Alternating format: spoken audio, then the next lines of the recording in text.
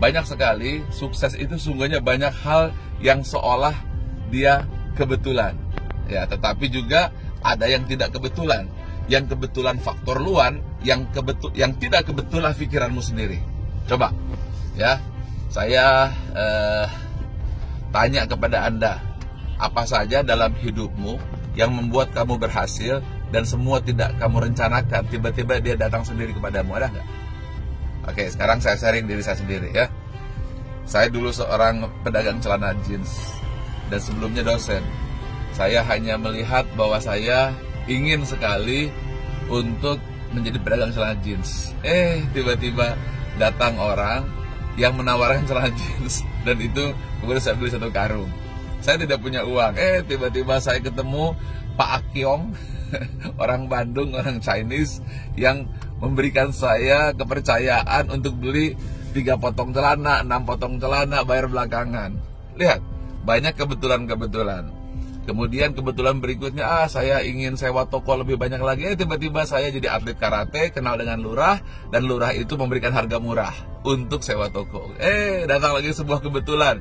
Saya ingin menjadi pengusaha kartu telepon. Tiba-tiba saya ketemu kepala wilayah Telkom. Saat itu namanya Pak Saladin. Dia senang sama saya, sama-sama atlet karate. Dan akhirnya saya menjadi distributor kartu telepon. Tiba-tiba saya kenalan lagi. Pak Saladin mengenalkan kepada Pak Garuda Sugardo yang saat itu akan membuka Telkomsel di Wali, dan saya ditunjuk distributornya. Kebetulan lagi saya akhirnya menjadi pengusaha di bidang handphone. Lalu tiba-tiba datang lagi seorang teman dokter, dan dokter tersebut mengajak saya bisnis asuransi kesehatan. Saya punya asuransi kesehatan. Di tengah perjalanan, saya jatuh. Ketika jatuh, apa saya pikirkan? Rasanya saya nulis buku. Setelah nulis buku, rupanya kebetulan lagi bukunya jadi bestseller, 2,5 juta kopi. Tiba-tiba saya diundang di TV. Setelah diundang di TV, tiba-tiba saya terkenal. Lalu saya jadi motivator. Di tengah jalan tiba-tiba, saya ingin bikin kampus. Di tengah kampus tiba-tiba, ada yang nawarin tanah, jadilah Menara 165. Apa kesimpulannya? Apa?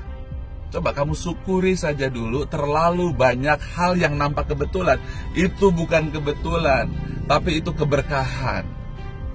Keberkahan karunia Allah. Yang kamu lakukan hanya 1%, 99% datang dari Allah sendiri. Yang kamu namakan kebetulan. Paham? Nah, 1% di kepala kamu adalah bukan kebetulan. Apakah itu? Kamu harus mampu memainkan pikiranmu. Sukses adalah hanyalah the game of mind, permainan pikiran. Saya dulu tidak mengerti apa yang dimaksudkan oleh Allah bahwa alam semesta telah ditundukkan untukmu. Rupanya teknik mendudukannya adalah mempergunakan pikiran positif, pikiran yang ikhlas, pikiran yang jelas akan tujuannya, maka dunia datang kepada kita. So, banyak-banyak bersyukur bahwa ternyata hidupmu penuh dengan tuntunan. Hidupmu ternyata penuh dengan bimbingan dan penuh dengan pertolongan. Hanya permasalahannya kenapa hidupmu banyak sial dan tidak banyak pertolongan dan banyak kekurangan? Karena pikiranmu yang penuh kekurangan. Karena pikiranmu yang tidak kamu program. Kita memprogram pikiran dengan kesalahan, kekalahan, pesimisme. Kita hanya terlalu yakin bahwa pikiran kita lah yang menentukan. Sehingga kita untuk minta pun kita takut. Untuk berpikir maupun takut. Ingin bangun menara mengatakan tidak mungkin. Ingin punya kampus itu mustahil. Untuk punya tours and travel janganlah bermimpi. Ingin punya rumah besar, itu tidak berhasil. Ingin punya mobil yang bagus, itu kan nggak mungkin berhasil. Akhirnya, semua yang dipikirkan datang pada kamu dan hidupmu semakin susah, dan semakin susah. Karena itu, pecahkan itu semuanya, robah pikiranmu menjadi pikiran yang positif. Oke? Karena itu Anda yakinkan pikiran Anda, cita-cita Anda. Oke? Jadi 2 hal. 1 kebetulan, 1 tidak kebetulan. Apa yang tidak kebetulan? Yang tidak kebetulanlah kamu yang mengendalikan pikiranmu.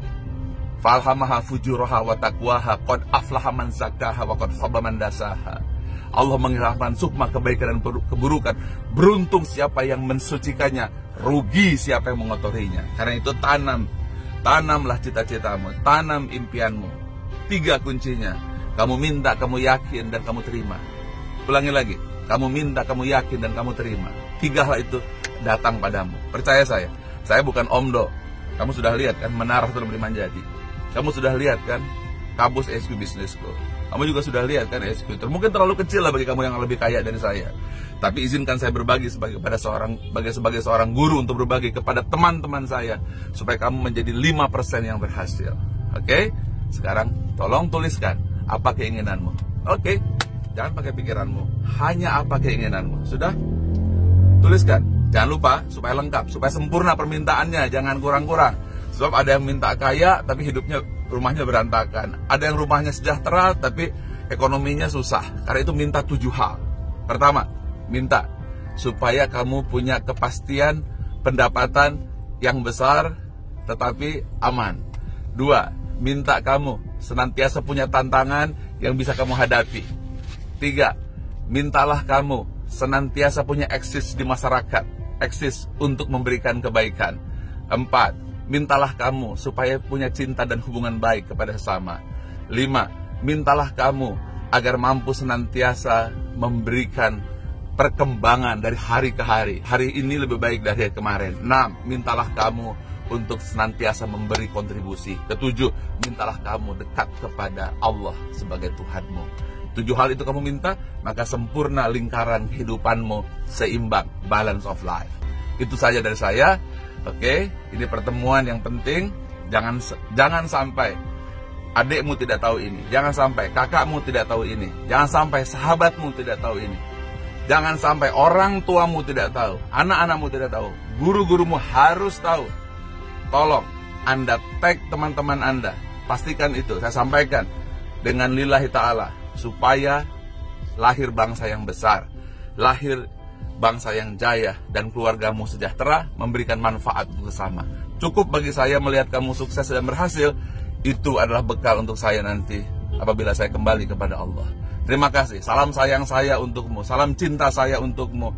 Saya ingin kamu sukses. Saya tidak tahu apakah saya akan melihat kamu sukses, tapi saya yakin percaya kalau kamu lakukan, kamu akan sukses.